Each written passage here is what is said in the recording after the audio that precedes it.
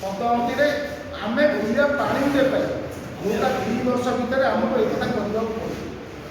ଏବଂ ତୃତୀୟ କଥା ଚିନି କଳ କଥା ସରକାର ଘୋଷଣା କରିଛନ୍ତି। ଜାଗା ବିଷୟ ସନ୍ତୋଷ ହଉ, ଜାଗା ବିଷୟ କିଛି ରହିଛି ବାଦନବାଦ କେଉଁଠି ହେବ ଲୋକ ହଉ ଯାହା ସରକାର ସେଇଟା ନେଇ ବିଚାରାଧୀନ ଅଛି।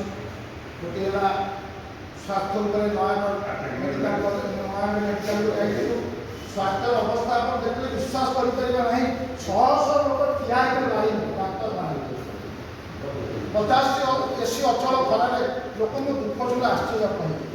ତାର ପୁଣି ସ୍ୱାସ୍ଥ୍ୟଗତ ଉନ୍ନତି ହେବ ଏବଂ ସରକାରୀ ମେଡ଼ିକାଲ କଲେଜରେ ପ୍ରତିଷ୍ଠା ହେବ ଏବଂ ରେଲୱେ ଉପରେ କାର୍ଯ୍ୟ ପାଇଁ ଲୋକେସନ ସବୁ ହେଇଥିଲା।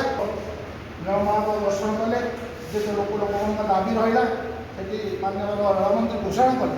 ମୁଁ ନୀଳମାଧବ ମନ୍ଦିରରେ ପ୍ରସାଦ ସେବନ କରୁଛି ଚଣ୍ଡକଳା ଏବଂ ନୟାଗଡ଼ সেই রেলওয়ে ক্রস করি পর লাইন কালীপদর সহ যোড়িদেবে এবং কালীপুর চেন্নাই বর্তমান 293 কিলোমিটার রেল লাইন 120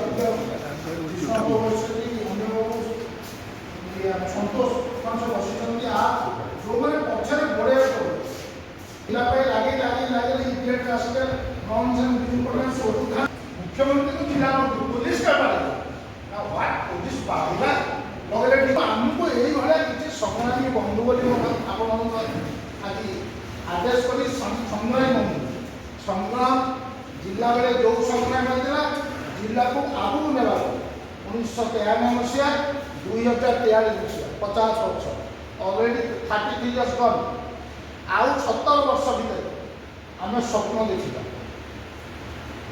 ସ୍ୱପ୍ନ ଦେଖିବାକୁ ପଡ଼ିବ।